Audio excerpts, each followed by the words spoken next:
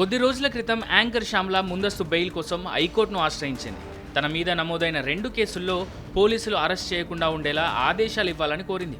అయితే రూల్ ప్రకారం దర్యాప్తు అధికారులకు సహకరించాలని చెబుతూ శ్యామలను పోలీసుల ముందు విచారణకు హాజరు కావాలని చెప్పింది కోర్టు. ఈ క్రమంలోనే శ్యామల ఇటీవల పోలీసుల విచారణకు హాజరైంది. దాదాపు 3 గంటల పాటు శ్యామలని పోలీసులు విచారించారు. అయితే తాజాగా ఆమె బాటలోనే కోర్టు మెట్లెక్కారు యాంకర్ విష్ణుప్రియ. తనను పోలీసులు అరెస్ట్ చేయకుండా రక్షణ కల్పించాలని కోరుతూ విష్ణుప్రియ హైకోర్టులో ముందస్తు బెయిల్ పిటిషన్ను దాఖలు చేశారు. మియాపూర్తో పాటు పంజాగుట్ట పోలీస్ స్టేషన్స్లో నమోదైన కేసులను కొట్టివేయాలని కోర్టును విజ్ఞప్తి చేశారు.